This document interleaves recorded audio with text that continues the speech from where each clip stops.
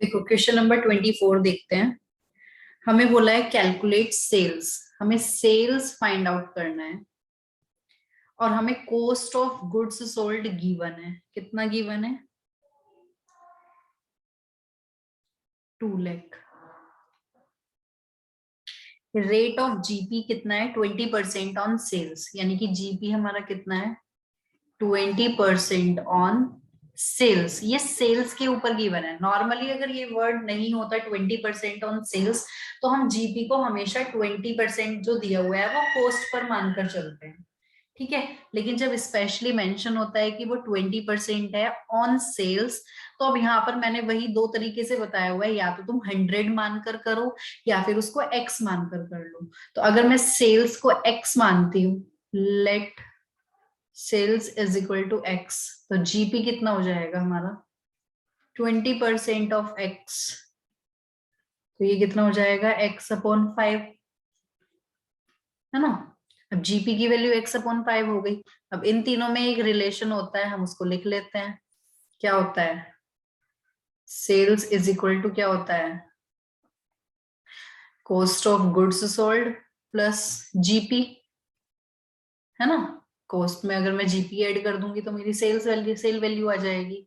तो बस एक्स की वैल्यू फाइंड आउट करनी है हमें। सॉल्व कर लो इसको।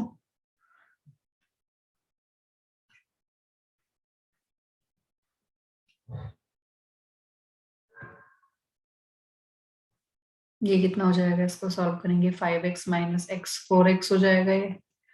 4x upon 5, x is equal to कितना हो जाएगा?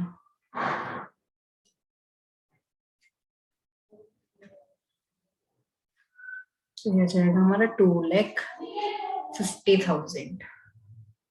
ठीक है।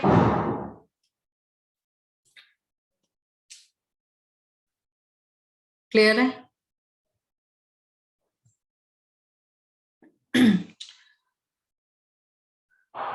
और कोई डाउट है तो बताओ। कहाँ तक मैंने दिए थे क्वेश्चंस?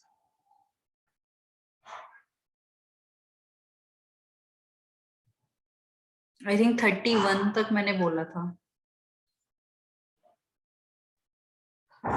और कोई डाउट है तो मुझे बोलो, वरना आगे स्टार्ट करते हैं।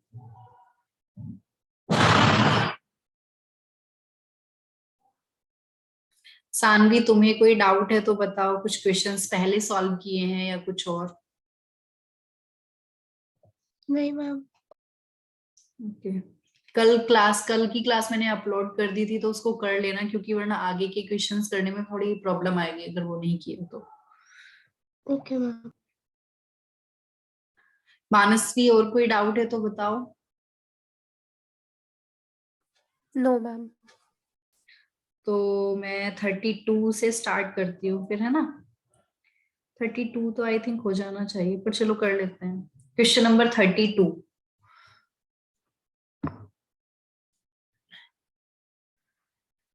32 में देखो हमसे क्या पूछा गया है।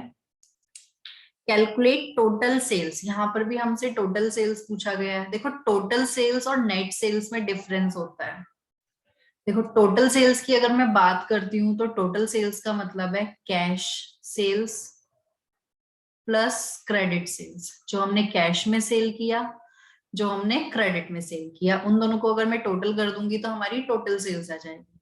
लेकिन अगर मैं बात करती हूँ नेट सेल्स की, तो नेट सेल्स का मतलब क्या होता है? जो हमारी टोटल सेल्स है ना, मतलब कैश प्लस क्रेडिट सेल्स, उसमें से हमें माइनस करना होता है सेल्स रिटर्न। जो हमारे पास सेल्स वापस आ गई है हमारी, उनको अगर मैं माइनस कर दूंगी टोटल में से, तो उसको हम बोलेंगे नेट सेल्स। तो टोटल सेल्स और नेट सेल्स में डिफरेंस है, ये चीज ध्यान रखना। अब हमसे क्वेश्चन में पूछा है टोटल सेल्स, इट मींस अगर मुझे कैश सेल्स की वैल्यू मिल जाए और क्रेडिट सेल्स की वैल्यू मिल जाए तो मेरी टोटल सेल्स आ जाएंगी। ठीक है। तो अब हम देखते हैं हमें क्वेश्चन में क्या क्या गिवन है। लिखा हुआ है bills receivable on 1 April 20। BR का ओपनिंग बैलेंस दिया हुआ है, डेटर्स का ओपनिंग बैलेंस दिया हुआ है, कैश रिसीव्ड ऑन, क्योंकि देखो BR बिल्स रिसीवेबल भी हमारे डेटर्स से रिलेटेड है। ये जो हमारा क्रेडिट सेल्स है, ये हमने कल की क्लास में भी किया था। क्रेडिट सेल्स हम कहाँ से कैलकुलेट कर सकते हैं? अगर मैं अपना डेटर्स का अकाउंट बनाऊंगी तो वहां से मुझे मेरी क्रेडिट सेल्स की वैल्यू मिल जाएगी। और हो सकता है हमारे क्वेश्चन में कैश सेल्स हमें गिवन हो। अगर गिवन नहीं होगी तो हम ये मान लेंगे कि हमारी टोटल सेल्स क्या है, क्रेडिट सेल्स ही हमारी सारी टोटल सेल्स है। अगर कैश सेल्स गिवन नहीं होगा तो, या उसका कोई क्लू भी नहीं होगा कि कहाँ से निकलेगा। ठीक है, तो क्रेडिट सेल्स हमारी कहाँ से हम कैलकुलेट करते हैं? अगर मैं डेटर्स का अकाउंट बनाऊंगी तो मुझे वहां से मेरी क्रेडिट सेल्स मिल जाएंगी। ऐसे ही हम क्रेडिटर्स का अकाउंट बनाते हैं तो वहां से हमें अपनी क्रेडिट परचेज मिल जाती है, अगर हमें इंफॉर्मेशन उससे रिलेटेड गिवन है तो जैसे कि यहाँ पर हमें डेटर्स का ओपनिंग बैलेंस दिया हुआ है, और क्या क्या दिया हुआ है? Cash received on maturity of bills receivable during the year. जो हमें बिल्स रिसीवेबल हमारे मैच्योर हुए होंगे ना टाइम आने पर, वो जो हमें पैसा मिला है वो हमारा, वो भी गिवन है। उसकी हम क्या एंट्री पास करते हैं? जब हमारे बिल्स रिसीवेबल हमें पैसा दे देते हैं, cash account debit to bills receivable account. Cash receive from debtors, जो पैसा डेटर्स से मिला है, cash account debit to debtors account. Bad debts हमने कितने राइट ऑफ किए हैं? रिटर्न इनवर्ड, मतलब सेल्स रिटर्न भी हमें गिवन है। बिल्स रिसीवेबल डिसऑनर्ड, यहाँ पर देखो एक चीज और दी हुई है, BR डिसऑनर्ड। तो देखो हम वन बाय वन हर एक पॉइंट देखेंगे कि उसकी अगर तुम्हें जर्नल एंट्री मालूम होगी, मैंने कल भी ये चीज स्पेशली बताई थी कि अगर तुम्हें उस पर्टिकुलर पॉइंट की जर्नल एंट्री मालूम है ना, तो तुम्हें ये डेटर्स अकाउंट या बिल्स रिसीवेबल अकाउंट बनाने में या कोई भी अकाउंट बनाने में कोई भी प्रॉब्लम नहीं आएगी। आगे हमें क्या दिया है? बिल्स रिसीवेबल का क्लोजिंग बैलेंस, डेटर्स का क्लोजिंग बैलेंस और कैश सेल्स। देखो कैश सेल्स हमें गिवन है, यानी कि मुझे क्रेडिट सेल्स मिल जाए तो मैं टोटल सेल्स कैलकुलेट कर लूंगी।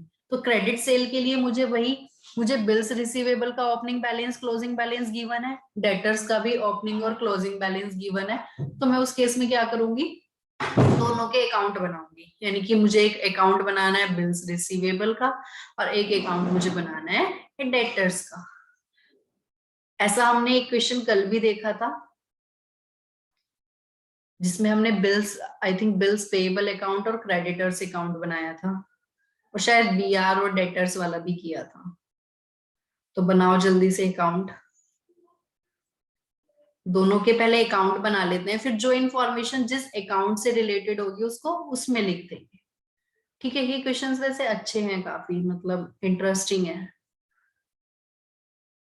वही ये नया टॉपिक है, पहले नहीं आता था, पहले तो छोटा सा चैप्टर हुआ करता था, डेटर्स अकाउंट।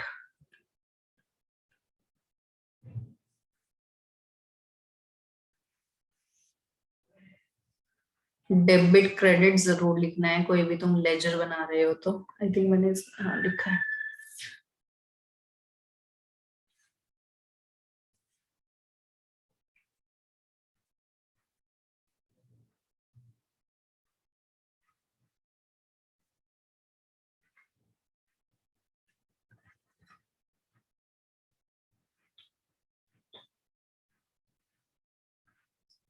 ठीक है, ये हमारे हो गए अकाउंट।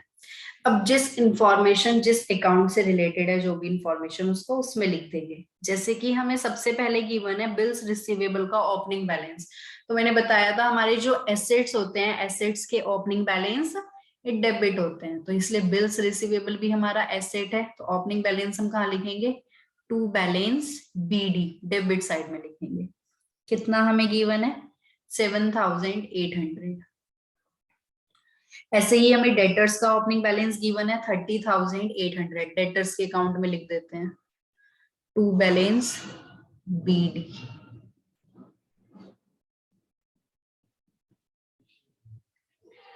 नेक्स्ट पॉइंट हमें गिवन है cash received on maturity of bills receivable. तो देखो इसकी क्या जर्नल एंट्री होगी? जो हमें मैच्योरिटी पर कैश मिला है बिल्स रिसीवेबल से, तो उसकी क्या जर्नल एंट्री होगी? पॉइंट नंबर कौन सा है? ये थर्ड है। थर्ड पॉइंट की हमारी क्या जर्नल एंट्री बनेगी? Cash account debit to BR account. तुम्हें ये एंट्री करके नहीं आनी है, बस ये मैं समझाने के लिए बता रही हूँ। तो ये हमारी जर्नल एंट्री हुई, जो हमें कैश रिसीव हुआ है on maturity of bills receivable 20,900। तो अगर मैं इस एंट्री की पोस्टिंग करूंगी तो कौन से अकाउंट में जाएगी? ये बिल्स रिसीवेबल के अकाउंट में, है ना, डेटर्स से तो कोई इसका लिंक है ही नहीं।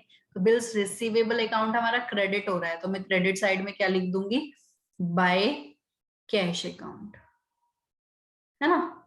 कितना है हमारा, 20,900। नेक्स्ट पॉइंट है कैश रिसीव फ्रॉम डेटर्स, ऐसे ही हमारा डेटर्स में आ जाएगा बाय कैश अकाउंट। कितना हो गया हमारा, 70,000। आगे लिखा है बेड डेट्स रिटर्न ऑफ, जो हमने बेड डेट्स राइट ऑफ किए हैं उसकी क्या जर्नल एंट्री होती है, बेड डेट्स की। फिफ्थ पॉइंट से रिलेटेड बताओ, बेड डेट्स की क्या एंट्री करते थे हम,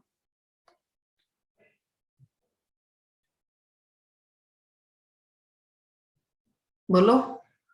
बेड डेट्स रिटर्न ऑफ क्या जर्नल एंट्री होगी हमारी, Bad debts account debit to debtors account. Bad debts account debit to debtors account, यानी कि ये भी हमारा डेटर्स में चला जाएगा, है ना।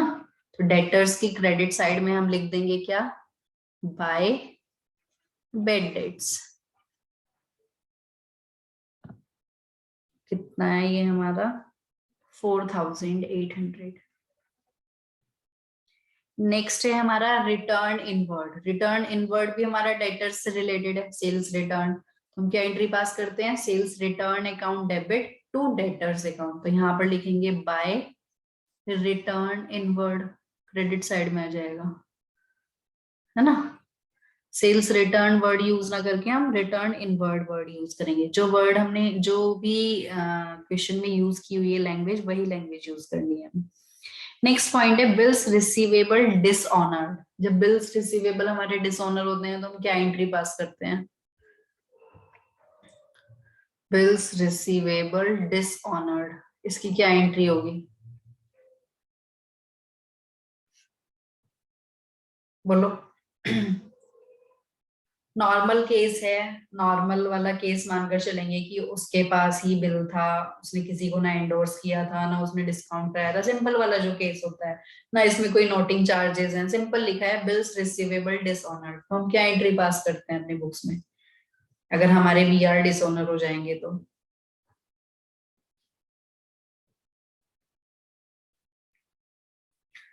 बताओ जल्दी से। Debtors account debit to BR. Debtors account debit, debtors हमारे वो वापस से डेटर्स बन जाएंगे और बीआर अकाउंट हम क्रेडिट कर देंगे। तो देखो ये एंट्री ऐसी है जिसमें डेटर्स अकाउंट भी आ रहा है और बीआर अकाउंट भी आ रहा है, यानी कि तुम्हारी दोनों अकाउंट में पोस्टिंग होगी इसकी। डेटर्स अकाउंट डेबिट हुआ है तो डेटर्स अकाउंट की डेबिट साइड में तुम क्या लिख दोगे, टू बीआर अकाउंट, ठीक है। और बीआर अकाउंट क्रेडिट हुआ है तो बीआर अकाउंट की क्रेडिट साइड में लिख दोगे बाय डेटर्स अकाउंट। कितनी वैल्यू हमें गिवन है ये, 1800, ठीक है। ऐसे ही बीआर की क्रेडिट साइड में क्या लिख दोगे, बाय डेटर्स अकाउंट, है ना। तो वही है, मैं कुछ नया नहीं कर रही हूँ, जो ट्रांजेक्शन है उनकी पोस्टिंग कर रही हूँ, जर्नल एंट्री बनाकर उनकी सिंपल पोस्टिंग ही, तो ये लेजर ही तो बना रहे हैं हम एक टाइप से, है ना, और बाद में बस बैलेंसिंग फिगर कैलकुलेट कर लेंगे।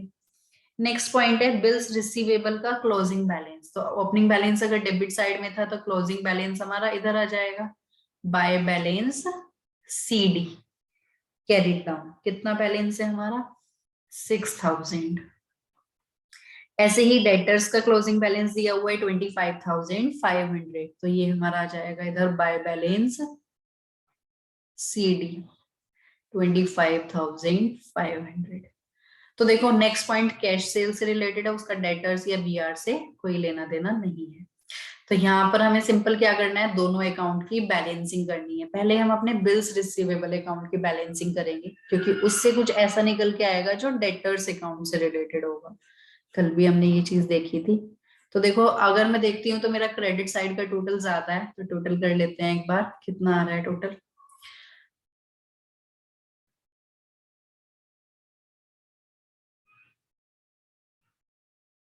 $28,700, 28,700।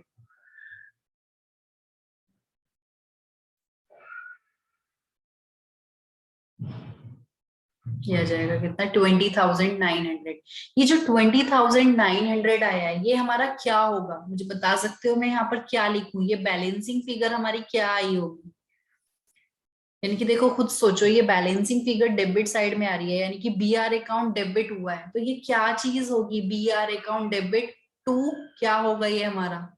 ऐसी कौन सी ट्रांजेक्शन हुई होगी बिल्स रिसीवेबल से रिलेटेड? देखो बिल्स रिसीवेबल का ओपनिंग क्लोजिंग बैलेंस था, ये ट्रांजेक्शन वो थी जो हमें बिल्स रिसीवेबल से हमें कैश मिल गया था, ये वो थी जो हमारी डिसऑनर हो गई थी। तो यहाँ पर देखो क्या होगा, ये होगा हमारा डेटर्स अकाउंट। ये डेटर्स अकाउंट क्या है, ये मुझे कैसे पता चला कि ये डेटर्स अकाउंट में जाएगा? क्योंकि देखो जब हम बिल ड्रॉ करते हैं सामने वाली पार्टी पर, तो हम क्या एंट्री पास करते हैं?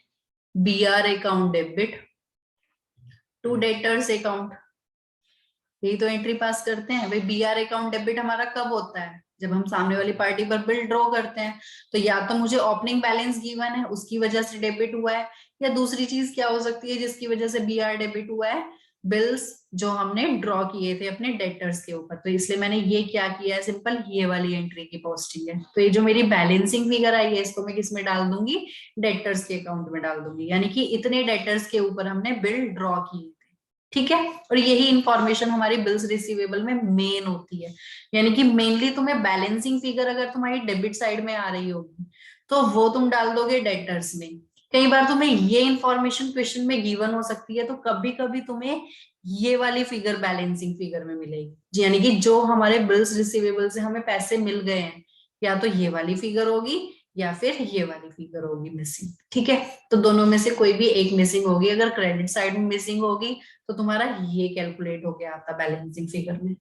ठीक है, जनरली मैं जनरल केस में बता रही हूँ, एक्सेप्शनली तो कुछ भी दे सकते हैं, हो सकता है ये मिसिंग फिगर होता। ठीक है, अब देखो ये एंट्री, ये जो मेरा क्लोजिंग बैलेंस आया 20,900, इसकी पोस्टिंग में इसमें भी करूंगी डेटर्स अकाउंट में, क्योंकि ये एंट्री तो ये वाली हुई थी ना, BR account debit to debtors account, तो इसको मैं यहाँ पर लिखूंगी बाय। ये वैसे मुझे क्लोजिंग बैलेंस ना नीचे लिखना चाहिए था, बट मेरा ऊपर स्पेस नहीं रहता। अगर तुम्हारा स्पेस होगा कोई एक आध लाइन का तो तुम ऊपर लिखना इस चीज को, बाय बीआर अकाउंट। ये क्या है, जो हमारा बैलेंसिंग फिगर आया था उसमें बीआर अकाउंट में, तो मैं यहाँ पर लिखूंगी बाय बीआर अकाउंट कितना, 20,900। अब मैं इस अकाउंट की बैलेंसिंग करूंगी, क्योंकि यहां से हमारा निकल के आएगा, यहाँ पर जो बैलेंस आएगा उसको मैं क्या बोलूंगी? To sales account. ये जो हमारी सेल्स होंगी ये कौन सी सेल्स होंगी? Credit sales. कौन सी सेल्स होंगी हमारी? Credit sales. देखो हम debtors account debit to sales account करते हैं ना, debtors account debit to sales account. अब डेटर्स हमारे डेबिट होंगे तो सेल्स की वजह से तो जनरली हमारी ये वाली फिगर मिसिंग होती है। तो debtors account debit to sales account, जो ये मेरी बैलेंसिंग फिगर आएगी यही हमारी क्या है? क्रेडिट सेल्स है।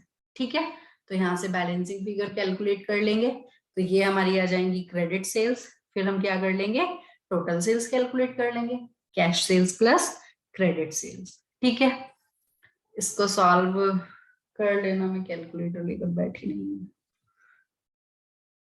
इससे कर लेती हूँ चलो।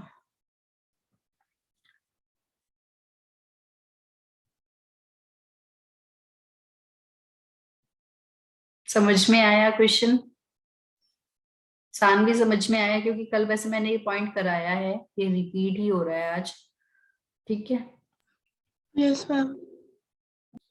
129,900 तो कल वाली क्लास भी कर लोगी ना तो और अच्छे से क्लियर हो जाएगा।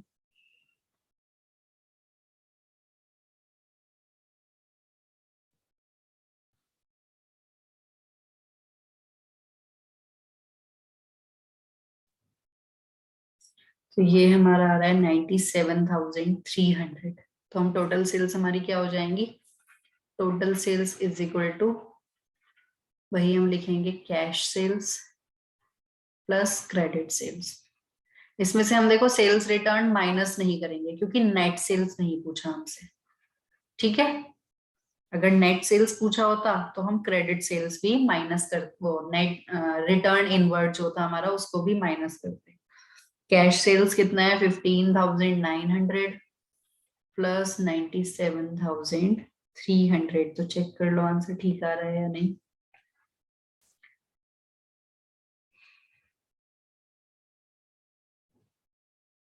सही आ रहा है, 1,13,200। ठीक है, ये हमारी आ गई टोटल सेल्स। क्लियर है? तो ये हमारे वही छोटे छोटे क्वेश्चंस हैं जिनसे हमें कुछ कुछ इंफॉर्मेशन मिल रही है, जिनका हम यूज करेंगे फाइनल अकाउंट बनाने के लिए, क्योंकि जो आगे 34 से आगे जो क्वेश्चन से स्टार्ट है उसमें हमें पूरे फाइनल अकाउंट बनाने हैं। यानी कि हम सिंगल एंट्री सिस्टम को कन्वर्ट कर रहे हैं इनटू डबल एंट्री सिस्टम। यहाँ पर हम ये सीखेंगे। ठीक है, तो इसके लिए ये जो छोटे छोटे क्वेश्चंस दिए गए हैं इनमें क्या बताया गया है कि तुम छोटी छोटी इंफॉर्मेशन कैसे कैलकुलेट कर पाओगे, ये चीज हमें यहाँ पर बताई गई है। ठीक है, तो एक और क्वेश्चन हम करते हैं, इसका क्वेश्चन नंबर 33 भी कर लेते हैं।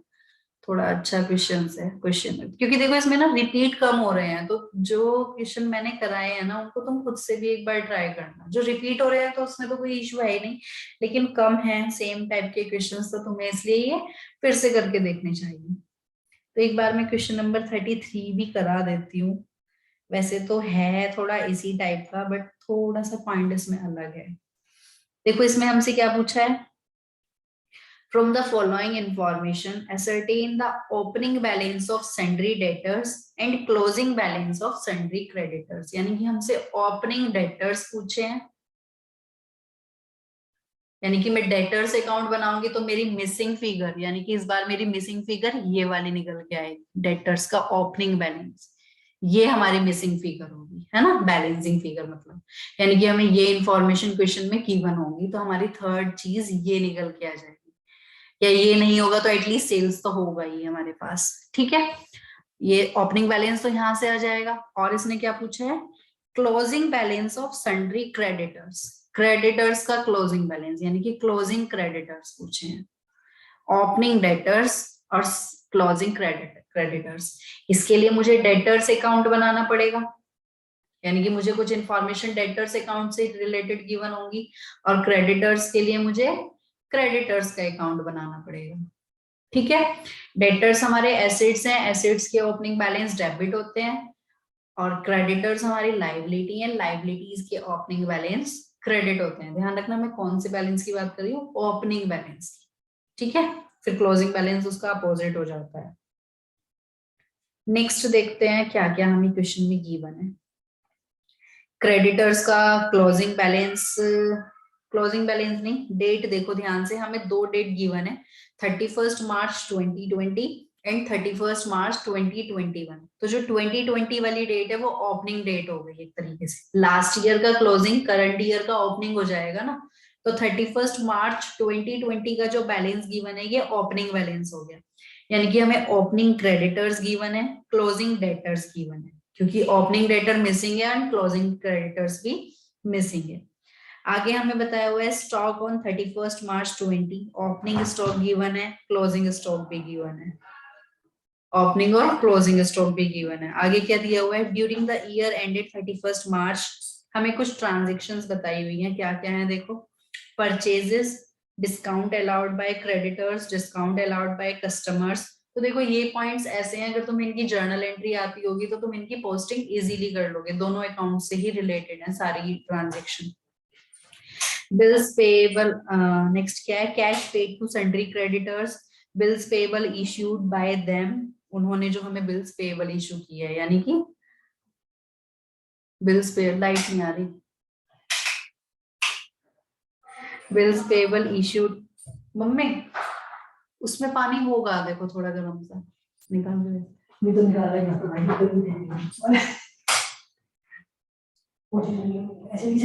Bills receivable received from customers, cash received from customers, bills receivable dishonored। आगे देखो हमें एक लाइन और गिवन है, उसमें क्या दिया है, the rate of GP is 30% on selling price।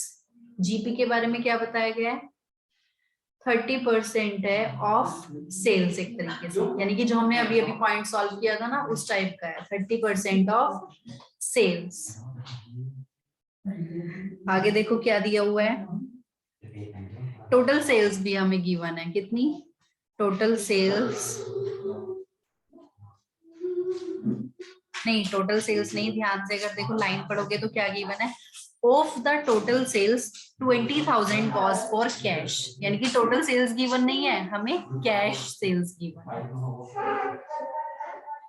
Total sales में से 20,000 हमारा कैश सेल्स था। क्लियर है? अब देखो ये क्वेश्चन ना थोड़ा सा अच्छा है। अच्छा कैसे है, एक बात बताओ, हमें जीपी भी गिवन है, हमें कैश सेल्स गिवन है। अब यहाँ पर ये हमसे बोल रहा है कि टोटल सेल्स का जीपी जो है वो क्या है, 30% है टोटल सेल्स का। अब एक चीज और मुझे बताओ, यहाँ पर मुझे opening stock and closing stock भी गिवन था। ओपनिंग स्टॉक भी गिवन है एंड क्लोजिंग स्टॉक भी गिवन है। ओपनिंग स्टॉक भी गिवन है और क्लोजिंग स्टॉक भी गिवन है। तुम्हें क्या लग रहा है ये इन्फॉर्मेशन हमें किस लिए दी हुई होगी? ओपनिंग स्टॉक 26,000 और क्लोजिंग स्टॉक है हमारा 24,000। काफी अच्छा क्वेश्चन है ये, थोड़ा सा सोचना पड़ेगा। Opening stock 26,000 and closing stock is 24,000। अब ये इंफॉर्मेशन किस लिए गिवन है? एक बात बताओ, जब मुझे ओपनिंग डेटर्स निकालने हैं तो ओपनिंग डेटर्स के लिए अगर मैं पीछे वाले क्वेश्चन में चेक करती हूँ तो एटलीस्ट मेरे पास सेल्स की वैल्यू तो होनी चाहिए ना, क्रेडिट सेल्स की वैल्यू। क्रेडिट सेल्स की वैल्यू कहाँ से आएगी, क्योंकि दोनों ही इंफॉर्मेशन तो मिसिंग होंगी, तो हमारा निकल नहीं पाएगा ना ओपनिंग डेटर्स। तो मुझे एटलीस्ट ये वाली वैल्यू तो चाहिए। तो ये वैल्यू मैं कहाँ से कैलकुलेट करूंगी, क्रेडिट सेल्स की वैल्यू? ये जितने भी इंफॉर्मेशन मुझे गिवन है ना, इसकी हेल्प से। देखो कैसे करेंगे। मुझे opening stock, closing stock, even purchase की वैल्यू भी गिवन है। तो तुम्हें क्या लग रहा है, जब मुझे opening stock, purchase, closing stock ये सब गिवन है तो इसकी हेल्प से मैं cost of goods sold calculate कर सकती हूँ। देखो परचेजेस हमारी कितनी थी, 1,10,000। पहले मैं इसकी हेल्प से cost of goods sold calculate कर लेती हूँ। कॉस्ट ऑफ गुड्स सोल्ड हम कैसे कैलकुलेट करेंगे, opening stock plus close purchases. Direct expenses given नहीं है तो मैं लिखती ही नहीं हूं उसको, minus closing stock. Cost of goods sold हम क्यों कैलकुलेट कर रहे हैं, क्योंकि उसका यूज किया जाएगा जीपी की इक्वेशन बनाने के लिए, जो अभी मैंने क्वेश्चन नंबर तुम्हें पीछे जो मानसी तुमने पूछा था वो करके दिखाया था। क्योंकि वहां से मुझे मेरी सेल्स की वैल्यू मिल जाएगी। जब सेल्स की वैल्यू मिल जाएगी तब मैं अपना डेटर्स और क्रेडिटर्स अकाउंट बनाऊंगी। क्लियर है?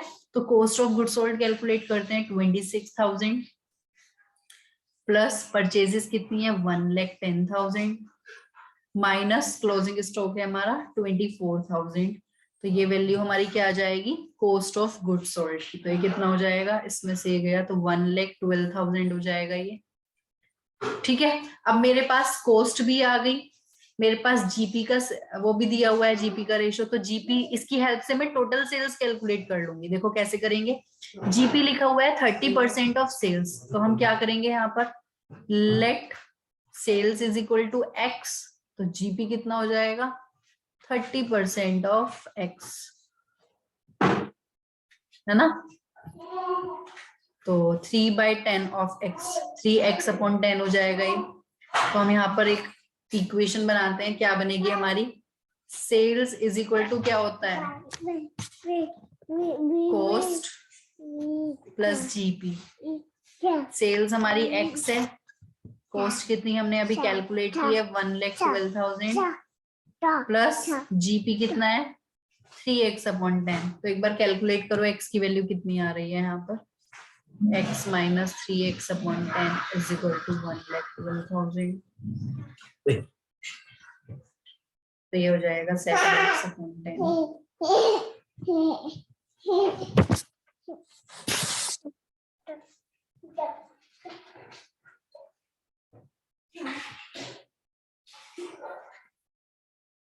तो देखो इसको सॉल्व करोगे ना तो ये पूरा कट जाएगा। कितना हो जाएगा ये, 7 6 है ना, 1,60,000 आ जाएगी हमारी एक्स। और एक्स हमारा क्या था, सेल्स था। तो देखो हमारी सेल्स कितनी आ गई, ये एक तरीके से टोटल सेल्स है, क्योंकि हमारे क्वेश्चन में आई थिंक रिटर्न इनवर्ड वगैरह तो गिवन है नहीं कुछ भी, या गिवन था, रिटर्न इनवर्ड नहीं था ना हमारा, नहीं तो ये नेट सेल्स होता फिर। 1,60,000 हो गया। ठीक है, अब हमारी अगर सेल्स 1,60,000 है तो अब मुझे कैश सेल्स गिवन है। कैश सेल्स हमारी देखो कितनी थी, मैंने ऊपर लिखा था, कैश सेल्स थी हमारी 20,000, तो इसकी हेल्प से मैं अब क्रेडिट सेल्स कैलकुलेट कर सकती हूँ। जब मेरे पास टोटल सेल्स आ गई, कैश सेल्स आ गई, तो मेरी क्रेडिट सेल्स क्या हो जाएंगी? क्रेडिट सेल्स में कैसे कैलकुलेट करूंगी? मेरा ऑब्जेक्टिव क्यों है, मेरा ऑब्जेक्टिव क्रेडिट सेल्स कैलकुलेट करना क्यों था? क्योंकि मुझे डेटर्स अकाउंट बनाना है। डेटर्स अकाउंट में या तो मेरा क्रेडिट सेल्स मुझे गिवन होता, तभी तो मैं ओपनिंग डेटर्स कैलकुलेट कर पाऊंगी, और अगर मुझे ओपनिंग डेटर्स गिवन होते तो मेरा डेटर्स अकाउंट से निकल के आ जाता ये क्रेडिट सेल्स। तो ये इतनी इंफॉर्मेशन इसमें इसीलिए दी हुई थी ताकि हम यहाँ से क्रेडिट सेल्स कैलकुलेट कर सकें। तो क्रेडिट सेल्स हमारा कितना हो जाएगा? देखो 160 माइनस 20, यानी कि टोटल सेल्स में से अगर मैं कैश सेल्स माइनस कर दूंगी तो हमारी क्रेडिट सेल्स आ जाएंगी। क्लियर है? तो क्रेडिट सेल्स का यूज करेंगे हम डेटर्स अकाउंट बनाने में। अब मुझे क्या काम करना है? क्रेडिटर्स अकाउंट बनाना है और डेटर्स अकाउंट बनाना है। वहां से मेरे opening debtors and closing creditors आ जाएंगे। तो बनाते हैं एक बार डेटर्स अकाउंट। जो इंफॉर्मेशन डेटर्स अकाउंट से रिलेटेड होगी उसको डेटर्स अकाउंट में डाल देंगे, जो क्रेडिटर्स अकाउंट से रिलेटेड होगी उसको क्रेडिटर्स अकाउंट में डाल देंगे। ठीक है, जल्दी से ड्रॉ करो debtors account and creditors account.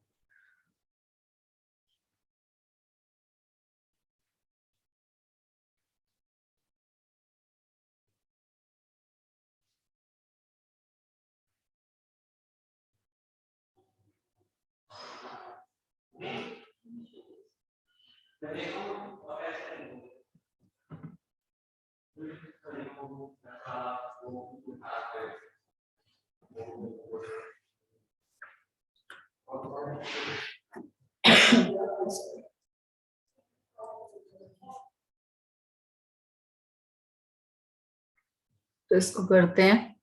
देखो डेटर्स स्टार्टिंग हमारी क्रेडिटर्स से है। क्रेडिटर्स का हमें ओपनिंग बैलेंस गिवन है, तो क्रेडिटर्स हमारी लाइबिलिटी होती है और लाइबिलिटीज के ओपनिंग बैलेंस क्रेडिट होते हैं। तो मैं क्रेडिट साइड में लिखूंगी बाय बैलेंस BD, है ना। ओपनिंग बैलेंस हमारा कितना है? 20,600। तो ये क्वेश्चन थोड़ा अच्छा है, इसको तुम टिक भी कर लेना, कभी प्रैक्टिस करोगे तो इसको जरूर करके देखोगे। डेटर्स का हमें क्लोजिंग बैलेंस गिवन है, तो देखो डेटर्स के ओपनिंग बैलेंस तो डेबिट होते हैं, क्लोजिंग बैलेंस हमारे इधर आ जाएंगे बाय बैलेंस CD। तो मैंने सबसे नीचे लिखा है, देखो क्लोजिंग बैलेंस कितना है? 37,400। आगे हमें स्टॉक गिवन था, स्टॉक का हम यूज कर चुके हैं। नेक्स्ट हमें गिवन है परचेजेस। अब देखो परचेज में ना हमें ये नहीं बताया था ये कैश परचेज है या क्रेडिट परचेज है, ठीक है। तो हम इनको हमेशा जब भी हमारी इंफॉर्मेशन ऐसे मिसिंग होगी ना, तो हम इनको मानेंगे कि ये हमारी सारी क्रेडिट परचेज है। तो परचेज की हम क्या जर्नल एंट्री पास करते हैं? देखो purchase account debit to creditors account. Party का नाम गिवन होता है तो हम उसका नाम लिख देते हैं, अदरवाइज हम क्रेडिटर्स अकाउंट बना रहे हैं। तो मैं यहाँ पर क्या लिखूंगी? To purchase account debit to creditors account. तो मेरा इधर आ जाएगा बाय परचेज अकाउंट, है ना।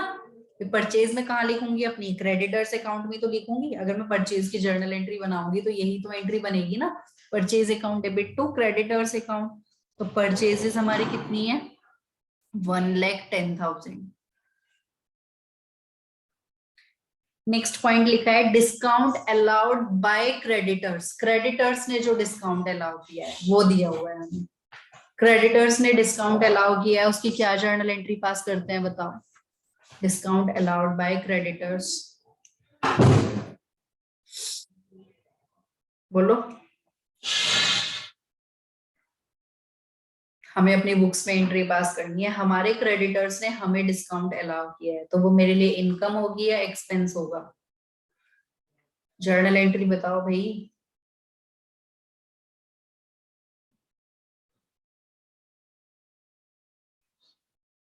हमें तो डिस्काउंट रिसीव हुआ है ना, लिखा है डिस्काउंट अलाउड बाय क्रेडिटर्स। जो हमें डिस्काउंट मिला है उसके लिए मुझे क्या करना पड़ेगा? डिस्काउंट रिसीव अकाउंट क्रेडिट करना पड़ेगा, और जो हमारे क्रेडिटर्स हैं वो डेबिट हो जाएंगे, क्रेडिटर्स का बैलेंस डिक्रीज हो जाएगा, है ना। कितने रुपए दिए हुए है? 800। तो ये वाली एंट्री की पोस्टिंग कहां पर होगी? क्रेडिटर्स अकाउंट की डेबिट साइड में, creditors account debit to discount received. एक और पॉइंट हमें गिवन है, डिस्काउंट अलाउड टू कस्टमर्स, यानी कि जो हमने कस्टमर्स को दिया है, यानी कि जो हमने अपने डेटर्स को डिस्काउंट दिया होगा, तो वो हमारे लिए लॉस है। उसके लिए हम क्या करेंगे, discount allowed account debit to debtors account.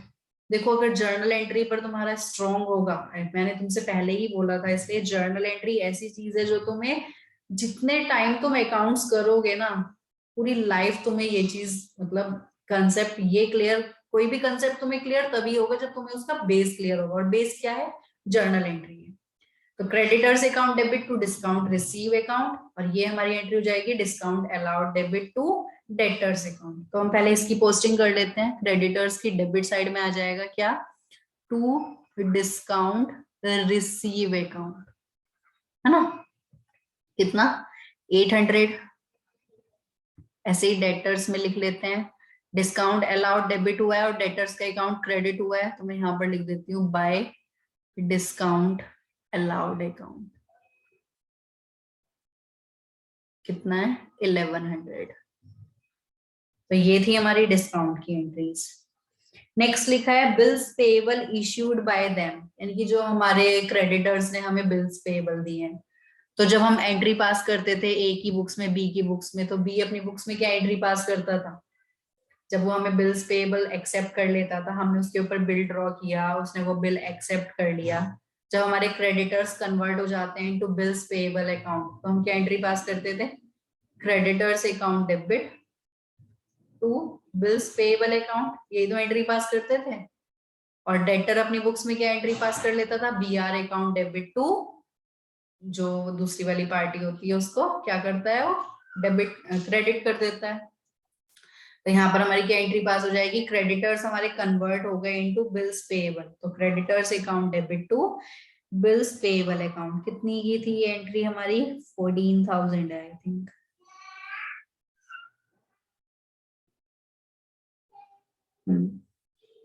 एक पॉइंट मेरा बीच में रह गया है, चलो कोई नहीं, ये पीए वाला पहले कर लेते हैं।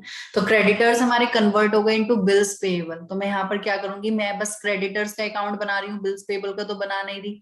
तो क्रेडिटर्स अकाउंट की डेबिट साइड में क्या लिख दूंगी, टू बिल्स पेएबल अकाउंट, कितना 14,000। एक लाइन और थी इससे ऊपर, cash paid to sundry creditors. जब हम क्रेडिटर्स को पेमेंट करेंगे तो क्या एंट्री पास करेंगे, creditors account debit to cash account, यही तो करेंगे। कितनी अमाउंट है, 95,000, है ना, इसकी पोस्टिंग हो गई। नेक्स्ट था हमारा बिल्स पेबल का पॉइंट। नेक्स्ट है bills receivable receive by receive from customers, जो हमारे डेटर्स कन्वर्ट हो गए इनटू बिल्स रिसीवेबल, तो हम क्या एंट्री पास करते हैं, BR account debit to debtors account, तो हम यहाँ पर लिखेंगे बाय बीआर अकाउंट। कितना है बिल्स रिसीवेबल,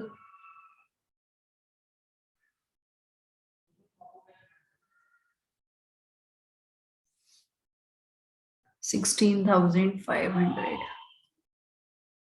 क्लियर है। नेक्स्ट लिखा है कैश रिसीव फ्रॉम कस्टमर्स, जो हमें कस्टमर से कैश मिला है यानी कि डेटर्स से, तो उसके लिए हम क्या एंट्री पास करेंगे, cash account debit to debtors account, तो यहाँ पर आ जाएगा बाय कैश अकाउंट, है ना, कितना है 1,30,000। एक और लिखा है बी आर डिसऑनर्ड, जो हमारे बी आर डिसऑनर हो गए हैं उनका हम क्या करते हैं, जब हमारे बी आर डिसऑनर हो जाते हैं तो डेटर्स हमारे वापस से डेटर्स बन जाएंगे, तो हम क्या एंट्री पास करते थे, debtors account debit to B R account, तो मैं यहाँ पर क्या लिख दूंगी, टू बी आर अकाउंट, है ना। ये क्या है 1900 के, जो हमारे डेटर्स जो हमारे बी आर डिसऑनर हो गए, ब्रैकेट में यहाँ पर लिख देती हूँ डिसऑनर, है ना। अब देखो एक हमने क्रेडिट सेल्स भी कैलकुलेट किया था, उसको भी मैं यहाँ पर लिख देती हूँ टू सेल्स अकाउंट। ये सेल्स कौन सी सेल्स है हमारी, मैं यहाँ ब्रैकेट में मेंशन कर देती हूँ क्रेडिट सेल्स, क्योंकि डेटर्स अकाउंट में तो क्रेडिट सेल्स ही आएंगी ना, कैश सेल्स से कोई मतलब ही नहीं है। कितनी है हमारी क्रेडिट सेल्स, 1,40,000, जो कि हमने कैलकुलेट की थी अभी ऊपर। इसके लिए रेफरेंस भी दे देना वर्किंग नोट नंबर 1, ठीक है, इसको नाम दे देना ऊपर वर्किंग नोट नंबर 1। बस देखो जितनी भी इंफॉर्मेशन थी हमने सारी वैल्यूज पुट कर दी हैं। अब हमारा क्या काम है, अब हमें सिंपल बैलेंसिंग करनी है दोनों अकाउंट की। तो इसकी बैलेंसिंग करेंगे तो यहाँ पर हमारा बैलेंस आएगा, ये जो बैलेंस आएगा इसको मैं क्या नाम दूंगी, टू बैलेंस बीडी, जो कि हमें कैलकुलेट भी करना था। ये हमारा इस बार बैलेंसिंग फिगर आ गया। ठीक है, यानी कि डेटर्स अकाउंट में जनरली तुमसे वैसे ये वाली फिगर पूछी जाती है, यानी कि क्रेडिट सेल्स तुम कैलकुलेट करते हो, लेकिन इस क्वेश्चन में देखो तुमसे ओपनिंग बैलेंस पूछ लिया। ठीक है, या फिर ये वाली इंफॉर्मेशन भी कभी कभी तुम्हारी मिसिंग होगी। तो अगर तुम्हें ये अकाउंट बनाने आते होंगे ना तो तुम्हें आराम से समझ में आ जाएगा कि कैसे हमें उसको कैलकुलेट करना है। तो इसका ये क्लोजिंग बैलेंस, ये बैलेंसिंग फिगर आ जाएगा। ऐसे ही क्रेडिटर्स के अकाउंट की बैलेंसिंग करोगे तो देखो इस साइड का टोटल तुम्हारा ज्यादा होगा जहां तक है, हाँ इसी साइड का टोटल ज्यादा है, तो यहाँ तुम्हारा बैलेंस बचेगा टू बैलेंस सीडी, जो कि इन्होंने पूछा है हमसे बैलेंसिंग फिगर। ये आ जाएगा हमारा क्रेडिटर्स का क्लोजिंग बैलेंस। ठीक है,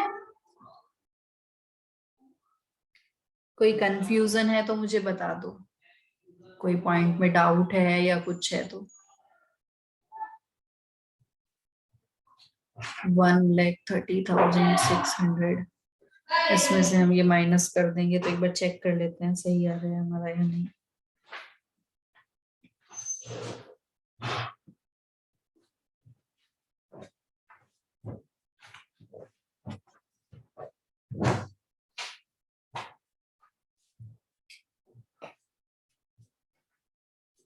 $20,800। ठीक है, तो यही आ रहा है हमारा। ऐसे ही इसका कर लेना कंप्लीट। जो ये बैलेंसिंग फिगर आएगी हमारी क्या हो जाएगी, डेटर्स अकाउंट का ओपनिंग बैलेंस। तो यही दो इंफॉर्मेशन हमारी क्वेश्चन की रिक्वायरमेंट थी। समझ में आया?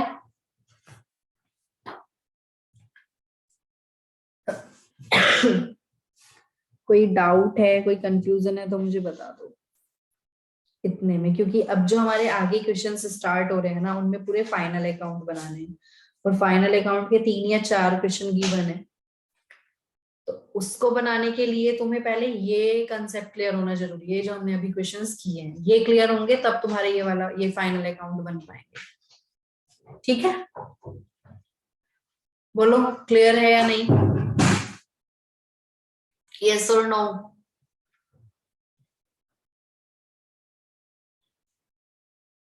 बोलो भाई। Yes ma'am. ओके, तो हम फिर आगे देख लेते हैं, क्वेश्चन एक ट्राई कर लेते हैं, टाइम तो अभी है 15 मिनट्स है हमारे पास। ठीक है, तो देखो आगे जो हमारी क्वेश्चन है वो क्या है, preparation of trading and profit and loss account. इस बार हम क्या बनाने जा रहे हैं, यानी कि कुछ नया काम नहीं कर रहे हैं हम, ये लास्ट चैप्टर में हम सीख कर आए हैं प्रॉफिट एंड लॉस अकाउंट। ठीक है, और हमें क्या बनाना है, trading P and L account and balance sheet भी बनानी है। हम बैलेंस शीट बनाने भी सीख कर आए हैं, trading P and L account बनाना भी सीख कर आए हैं। बस वहां पर हमारे पास क्या होता था, ट्रायल बैलेंस गिवन होता था विद सम एडिशनल इंफॉर्मेशन, जो कि एडजस्टमेंट्स होती थी। तो वहां हम ट्रायल बैलेंस और एडजस्टमेंट्स की हेल्प से अपने ये बनाते थे। और अब हमारे पास इंफॉर्मेशन प्रॉपर नहीं है, कुछ चीजें हो सकता है हमें कैलकुलेट करनी पड़ेंगी, कुछ चीजें हमें गिवन होगी। जो गिवन होगी बहुत अच्छी बात है, जो कैलकुलेट करनी होगी वो हम कैलकुलेट कर लेंगे। ठीक है, उसकी हेल्प से हमें बनाने हैं trading P and L account. तो मुझे trading P and L account का कंसेप्ट बताने की तो जरूरत है ही नहीं, वो तो हम सीख कर आए हैं, जैसा कि हमने लास्ट चैप्टर में बनाए थे। सेम उसी तरीके से बनाने हैं, सेम फॉर्मेट, सब कुछ हमारा सेम है। बस यहाँ पर जो इंफॉर्मेशन दी गई है वो उतनी प्रॉपर नहीं है जितनी प्रॉपर हमारी वहां पर होती थी। क्यों? क्योंकि वहां पर हम डबल एंट्री सिस्टम मेंटेन कर रहे थे स्टार्टिंग से, तभी तो हमें ट्रायल बैलेंस मिला। और यहाँ पर हमारा था सिंगल एंट्री सिस्टम, यहाँ हम सिंगल एंट्री सिस्टम को कन्वर्ट कर रहे हैं इनटू डबल एंट्री सिस्टम। ठीक है, तो देखो वैसे ये प्रैक्टिकली ना यूजफुल है ये चीज ना, अगर हम प्रैक्टिकल लाइफ में देखेंगे तो ये यूज रहे, इसका यूज काफी होगा। अगर कहीं हमें ऐसे अकाउंट्स बनाने के लिए मिल जाते हैं जहां इंफॉर्मेशन इनसफिशिएंट है, पूरी प्रॉपर हमें मेंटेन नहीं किए गए थे अकाउंट्स, तो उस केस में हम कैसे डबल एंट्री सिस्टम में कन्वर्ट करेंगे, यहाँ पर वो देखा गया है। तो देखो 34 क्वेश्चन का ही हम स्टार्ट करते हैं, एक क्वेश्चन से ही क्लियर हो जाएगा कैसे कैसे हमें बनाना है, क्या करना है। पहले हम रिक्वायरमेंट देखते हैं। देखो सबसे नीचे देखो क्या लिखा हुआ है, प्रिपेयर कैश अकाउंट। एक तो इसने हमसे कैश अकाउंट मांग लिया। अब तुम कहोगे कि कैश अकाउंट तो कभी बनाया नहीं है, तो तुमने डेटर्स या क्रेडिटर्स अकाउंट भी कभी नहीं बनाए थे। तो जैसे डेटर्स अकाउंट क्रेडिटर्स अकाउंट बनाए हैं, ऐसे ही हमारा कैश अकाउंट बन जाएगा। फिर कैश अकाउंट, बल्कि कैश अकाउंट तो तुम बनाकर भी आए हो, कैश बुक बनानी सीखी थी ना। फिर जब भी हमारा कहीं से कैश आएगा तो हम कैश को डेबिट कर देंगे, डेबिट साइड में लिख देंगे। जब भी हमने कैश किसी को पे किया होगा, यानी कि हमारे पास से जब भी कैश जाएगा, उस केस में हम कैश को क्रेडिट कर देंगे। तो यहाँ पर हम ट्रांजेक्शन देखेंगे हमें कैसी कैसी गिवन है, कैश से रिलेटेड जो भी होगा उसको कैश अकाउंट में डाल देंगे। और हमसे क्या पूछा है, प्रॉफिट एंड लॉस अकाउंट बनाना है एंड बैलेंस शीट बनानी है, ट्रेडिंग अकाउंट नहीं बनवाना है इसे। ठीक है, पी एंड एल अकाउंट बनवाना है और बैलेंस शीट बनवानी है। अब एक बात बताओ, पी एंड एल अकाउंट बनाने के लिए हमें ग्रोस प्रॉफिट चाहिए, और ग्रोस प्रॉफिट हमारा कहाँ से आता है, ट्रेडिंग अकाउंट से ही तो आता है, तो इनडायरेक्टली हमसे वो भी बनवाएगा। ठीक है, तो स्टार्ट करते हैं। लिखा हुआ है, Roshan who maintains whose accounts are maintained by single entry system acquired a retail business on 1st April 2020। उसने किसी का बिजनेस एक्वायर किया था। He had 40,000 of his own and borrowed 20,000 from his wife। अब हमें क्या क्या दिया हुआ है हम ना लिखते हुए चलते हैं। तो ये तो हमें खैर बनाना है। उसके पास अपने पैसे कितने थे, 40,000, यानी कि उसने जो अपनी कैपिटल लगाई होगी, ओपनिंग कैपिटल में कह सकती हूँ कितनी थी, इसको मैं ओपनिंग कैपिटल भी नाम दे सकती हूँ। कितनी थी हमारी ओपनिंग कैपिटल, 40,000। और उसने अपनी वाइफ से लोन लिया है, लोन फ्रॉम वाइफ। तो उसके अलावा जो भी किसी भी पर्सन से वो लोन देगा, वो एक आउटसाइड लोन हो जाएगा, आउटसाइड लाइबिलिटी हो जाएगी हमारी। कितनी, 20,000 हमें गिवन है।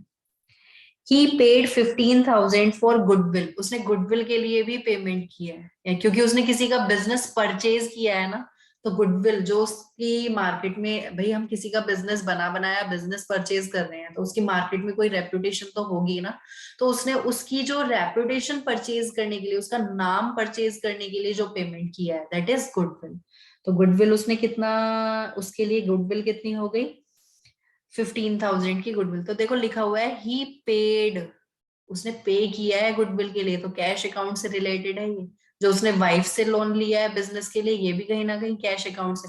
अगर मैं हर एक पॉइंट की जर्नल एंट्री बनाऊंगी तो वहां पर तुम्हें सोचना पड़ेगा ये कैश अकाउंट में जाएगा या नहीं जाएगा ये पॉइंट।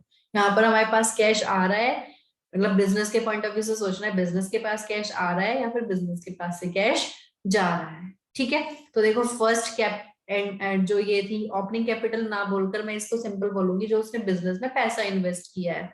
तो उसके लिए भी हम एंट्री पास करते थे, cash account debit to capital account.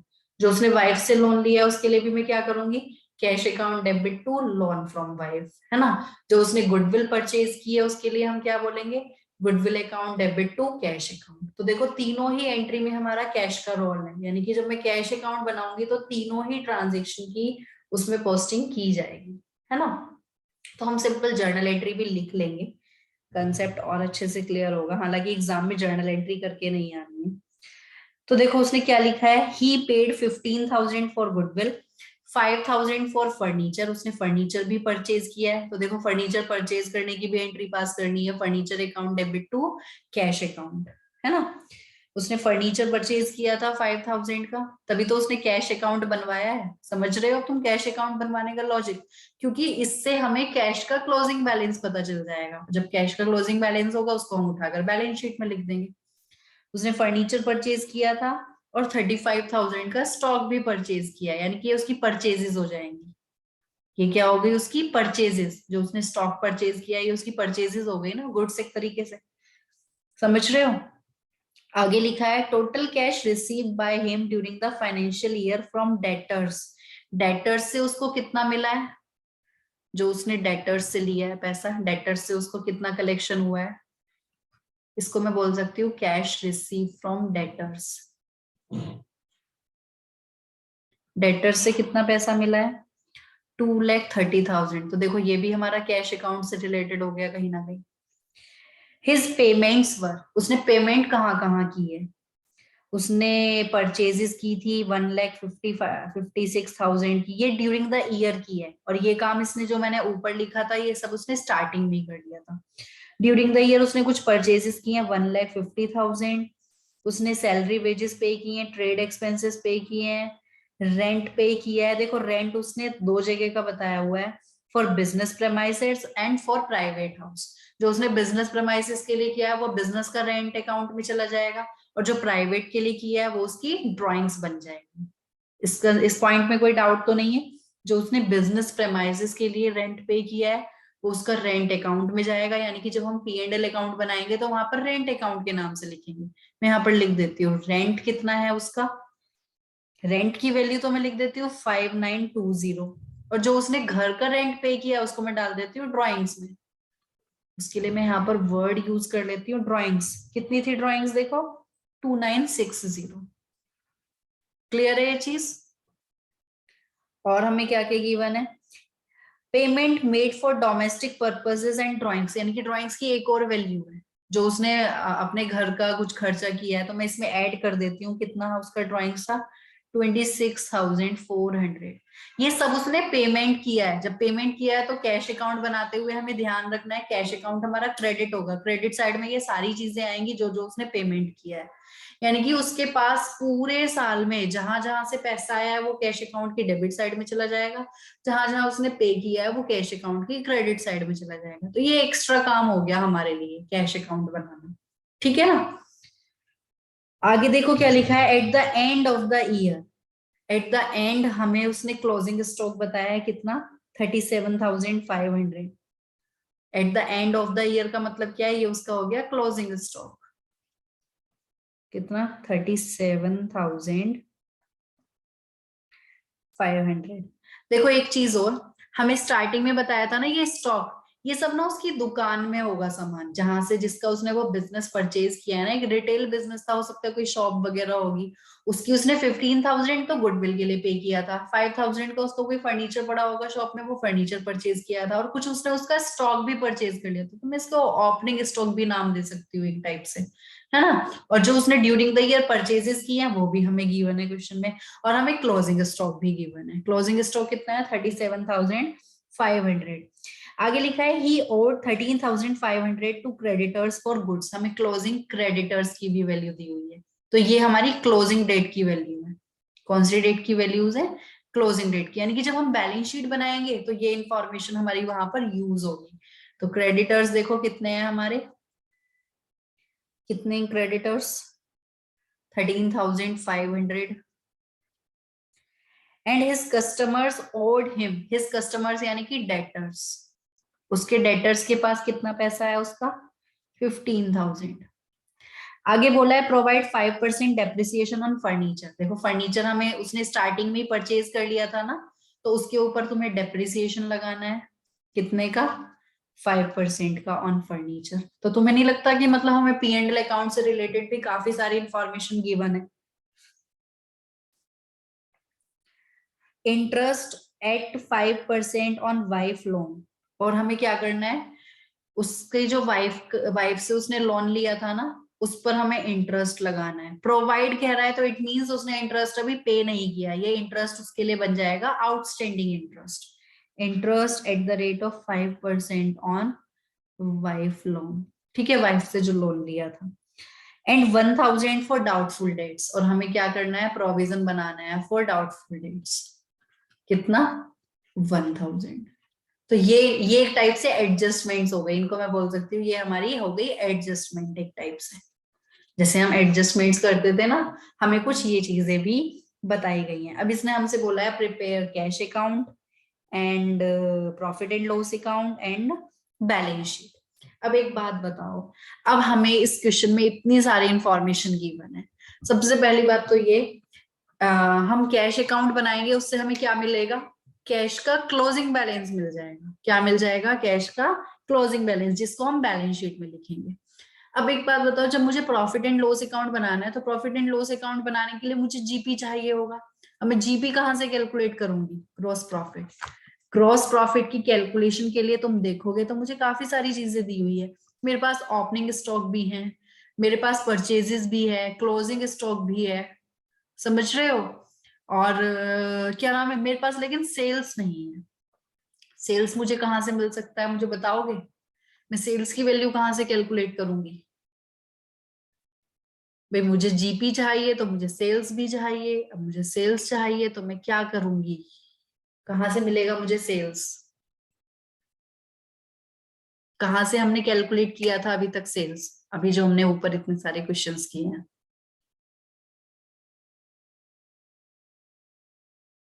बोलो। क्योंकि जीपी तो मैं तभी कैलकुलेट कर पाऊंगी ना, क्योंकि मुझे कोई जीपी का रेट तो गिवन है नहीं। तो मुझे जीपी कैलकुलेट करने के लिए तीन चीजें तो मेरे पास हैं, ओपनिंग स्टॉक भी है, क्लोजिंग स्टॉक भी है, और मेरे पास परचेज की वैल्यू भी है। लेकिन मेरे पास क्या नहीं है? सेल्स की वैल्यू नहीं है। अगर मुझे सेल्स की वैल्यू मिल जाए तो मेरा जीपी आ जाएगा। क्लियर है? तो मैं जीपी कैलकुलेट करने के लिए सेल्स कहाँ से लेकर आऊं? मुझे बताओ जल्दी। कौन सी इंफॉर्मेशन ऐसी है जिससे मेरी सेल्स आ सकती है?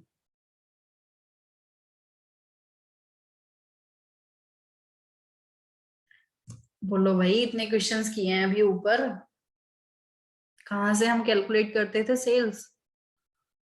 कौन सा अकाउंट बनाते थे? Debtor account.